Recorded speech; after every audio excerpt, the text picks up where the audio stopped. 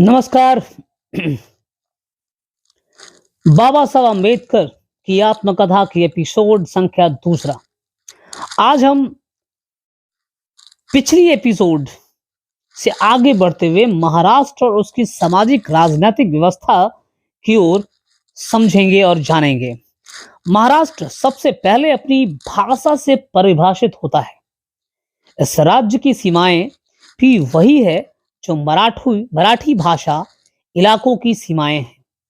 इस तथ्य को 1960 में महाराष्ट्र राज्य के गठन के साथ एक संस्थागत रूपरेखा प्रदान कर दी गई थी। अंग्रेजी राज के दौरान इस भाषाई इलाकों में पड़ने वाले जिलों को 4 समूहों में रखा जाता था। कोंकण और घाट, जिसे बॉम्बे प्रेसिडेंसी का हिस्सा कहा जाता था। प्रांत की भीतरी भाग एक अन्य ब्रिटिश प्रशासकीय क्षेत्र के अंतर्गत में आता था, जिसके अंतर्गत मध्य प्रांत एवं बरार थी। हैदराबाद रियासत के बीच में भी महाराष्ट्र के कुछ हिस्सों को बांटा गया था। साथ साथ महाराष्ट्र के पश्चिमी भाग में कई छोटी छोटी रियासतें थी, जैसे कि कोल्हापुर, जहां एक तरफ देसी रियासतों में अंग्रेजी राज के खत्म होने तक कोई राजनीतिक क्रियाकलाप नहीं बचे थे, वहीं दूसरी तरफ ब्रिटिश शासन के तहत आने वाले प्रांतों में 1862 के लोकल सेल्फ गवर्नमेंट एक्ट के बदौलत राजनीतिक प्रतिस्पर्धा का माहौल खड़ा हो गया था। इस कानून की मदद से नगर परिषदों का गठन किया गया था। 1909 में हुए संवैधानिक सुधारों के फलस्वरूप ब्रिटिश शासन की अंतर्गत आने वाली सभी प्रांतों में लेजिस्लेटिव काउंसिल्स की स्थापना की। 1919 एवं 1935 के सुधारों से इन काउंसिल्स के महत्व में और इजाफा हुआ, जब प्रांतीय सरकारों को इन असेंबली के प्रति आंशिक रूप से जवाबदेह बनाया और मताधिकार का विस्तार दिया गया है।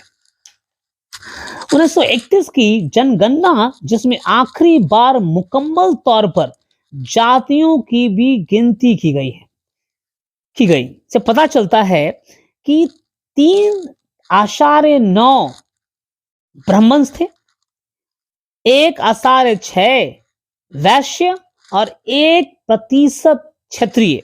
ये कुल आबादी, महाराष्ट्र की कुल आबादी का कुछ हिस्सा ब्राह्मण, वैश्य और क्षत्रियों के भाग में आता था। शूद्रों की श्रेणी में मराठा, कुणबी जातियों का दबदबा था और इस समूह की जातियों का आबादी में हिस्सा लगभग 31.19% बैठता था। अस्पृश्यों की संख्या 16.74%, इसमें सबसे ज्यादा महार जाति की थी।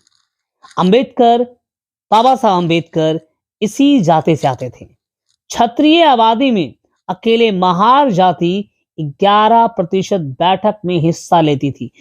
कहने का तात्पर्य यह है कि महार जाति के जो लोग थे वो क्षत्रियों के बैठक में 11% भागीदारी निभाते थे।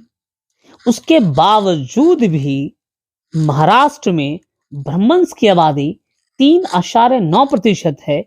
उनका दबदबा बना रहता था महाराष्ट्र के अंतर्गत में, जबकि आबादी की माने तो शूद्रों की आबादी 31.19 है। वहीं अस्पृश्यों की बात करें तो 16.74% थी।